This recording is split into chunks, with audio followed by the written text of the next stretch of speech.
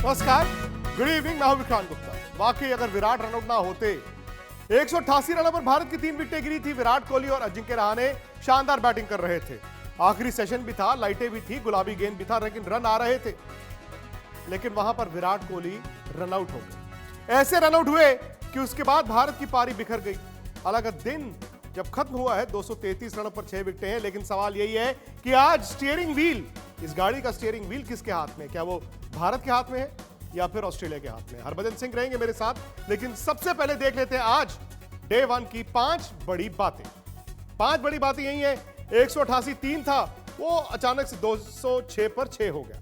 हालांकि उसके बाद साहा और अश्विन ने थोड़ा टिककर बल्लेबाजी की है। विराट कोहली टेस्ट शतक से चूक गए, 74 रन बनाकर रनआउट हो गए। रनआउट भी अपनी गलती नहीं, अजिंक्य रहाणे की वो गलती थी, उनका कॉल था, वो आपको दिखाएंगे। और नई गेंद जैसे ही 80 ओवर के बाद दूसरी ड्यू हुई, रहाणे भी आउट हो गए, विहारी भी आउट हो गए।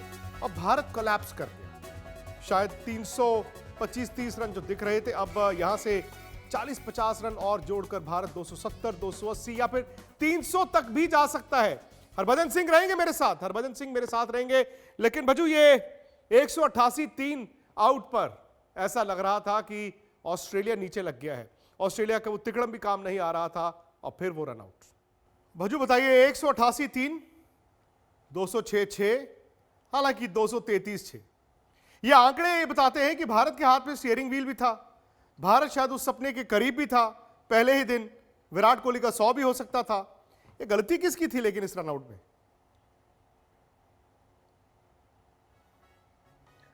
जी देखिए, गलती तो मैं कहूँगा कि अजिंक्य रहाणे का वो कॉल था, और उन्होंने जब वो कॉल किया तब वो 2-3 कदम आगे भी आ चुके थे। और विराट, हम जानते हैं कि वो बहुत अच्छा बैक करते हैं, और उन्हीं की अपने पार्टनर का जो कॉल सुन के वो बहुत आगे निकल गए थे। तो गलती मैं कहूँगा कि अजिंक्य रहाणे की वहाँ पे थोड़ी-सी ज़्यादा मानी जाएगी, क्योंकि अगर वो कॉल कर रहे हैं तो फिर वो भागना चाहिए था। फिर वो मिस अंडरस्टैंडिंग जो हुई है बीच में, उसमें बहुत बड़ा विकेट जो है वो ऑस्ट्रेलिया को मिल गया। जो विराट कोहली सेट खेल रहे थे, लग रहा था उनका शतक भी बनेगा, और 300 साढ़े 300 का आंकड़ा जो है, अगर विराट कोहली खुद खड़े रह के पार करवाते तो मुझे लगता है कि टीम का जो पूरा का पूरा स्कोर होता तो कहीं ना कहीं 350 के ऊपर होता। तो अभी लेकिन सिचुएशन ऐसी आ गई है कि 6 विकेट गिर गए हैं, आपके 230 के करीब रन है।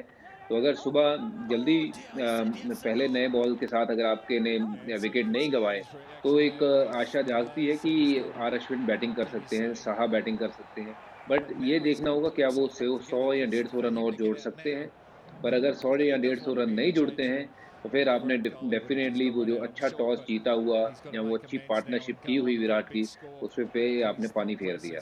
सही बात है, मुझे भी यही लग रहा है कि आप 100-150 की बात कर रहे हैं। अगर यहाँ से 60-70 रन भी जुड़ जाएं तो भी गनीमत होगी, क्योंकि 300 रन भी अगर भारत बोर्ड पर लगा देता है तो कम से कम आपके गेंदबाजों के पास वो रन तो होंगे गेंद करने के लिए। चलिए, आप ये देखिए विकेटें। पृथ्वी शॉ को आज खिलाया गया। उम्मीद तो थी कि आज शुभमन गिल खेलेंगे। पृथ्वी शॉ ने वही गलती की। मयंक अग्रवाल भी उसके बाद आउट हो गए। उसके बाद पुजारा और विराट कोहली दोनों बैटिंग तो करते रहे भज्जू, और शायद सेकंड सेशन में भारत थोड़ा सा और डोमिनेट कर सकता था।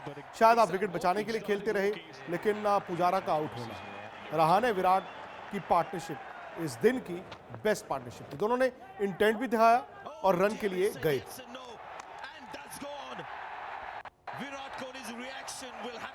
जी हाँ, बिल्कुल। देखिए, पुजारा का जो एक गेम प्लान है वो यही रहता है कि वो बॉलर को थकाते हैं, बॉल को पुराना करते हैं, और ये पिंक बॉल के साथ टेस्ट मैच हो रहा है, ये याद रखिए कि ये नया बॉल बहुत इंपॉर्टेंट हो जाता है। और पुजारा तीसरी ही बॉल पे अंदर चले गए थे, तो उनका जो योगदान है आज के मैच में बहुत बड़ा है। बहुत सी बॉलें उन्होंने खेली हैं, थकाया है बॉलर्स को, बट जो उन्होंने मेहनत की है, मुझे लगता है कि अगर 180 के बाद 230 पे आप 6 देखते हो, तो मुझे लगता है थोड़ा-सा मेहनत पे पानी जो है वो फिर गया है।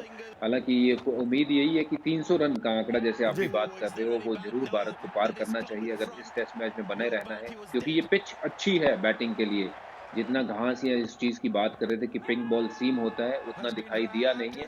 और ये भी बता देता हूँ कि एडिलेड में अगर ऑस्ट्रेलिया में कोई बल्लेबाज के लिए सबसे बढ़िया पिच है बैटिंग करने के लिए, तो वो एडिलेड है। तो यहाँ पे आपको 300 से चूकना नहीं है, 300 से ज़रूर आंकड़ा आपको पार करवाना ही होगा बाय हुक एंड क्रोक। सही बात है। और मनोवैज्ञानिक तौर पर भी होता है ना कि आप जब 300 रन बनाते हैं ऑस्ट्रेलिया में, इंग्लैंड में पहली इनिंग में, तो फिर ये कहा जाता है कि चलो आओ गेंद तो करेंगे। लेकिन आज के दिन के खेल में क्या क्या हुआ उस पर नजर डाल लेते हैं। बजू, हम बैटिंग की बात कर रहे हैं कि 270, 280, 300, 320 जितने भी बने, गेंदबाजी को लेकर आप क्या देखते हैं? क्योंकि जैसे आपने खुद कहा, ये उतना घास नहीं है, उतना गेंद ना सीम किया ना स्विंग किया है।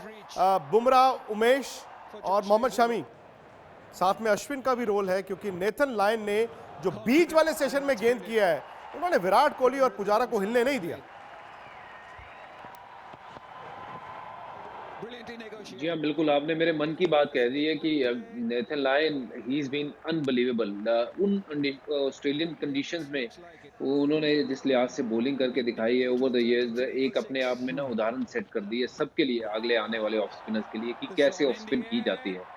और बात करें कि अगर फास्ट बॉलिंग थी इंडिया के, तो देखिए 300 रन का पहले तो आंकड़ा आपको पार करना बहुत ज़रूरी है, क्योंकि 300 रन का जो प्रेशर है वो बोर्ड के ऊपर वो हमेशा आपको नज़र आता है जब आप बतौर बल्लेबाज वहाँ देखते हो अपने आप को। तो मुझे लगता है कि अगर 300 नहीं क्रॉस करते हैं तो बॉलरों को बहुत जो है वो बहुत एक्स्ट्रा मेहनत करनी होगी। मोहम्मद शमी को, जो कि मुझे लगता है इन कंडीशंस में इस विकेट के ऊपर सबसे घातक गेंदबाज साबित हो सकते हैं, क्योंकि उनकी लेंथ जो है वो आगे है।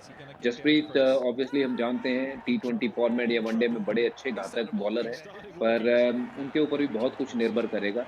पर 300 रन का आंकड़ा विक्रांत भाई, मुझे लगता है कि हर हालत में भारत को पहुंचना होगा, नहीं तो आप मैच में, मुझे लगता है कि अगर एक पार्टनरशिप ऑस्ट्रेलिया की लगती है तो थोड़ा सा आप पीछे होना शुरू हो जाओगे। सही तो बात। कोशिश ये होनी चाहिए कि कल शुरुआत अच्छी हो, 300 का आंकड़ा क्रॉस करे, और बॉलरों के ऊपर फिर जो रिस्पॉन्सिबिलिटीज है, उमेश यादव हैं, उन्होंने अभी हाल फिलहाल जो जी पीछे मैच खेला है जी। उसमें अच्छी बॉलिंग की है।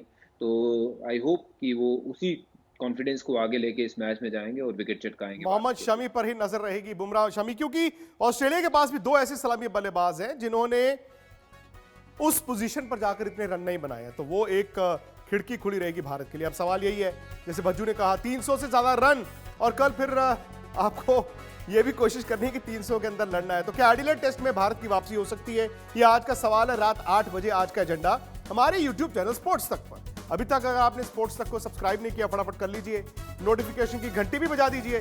मैं लौट रहा हूं एक छोटे से ब्रेक के बाद।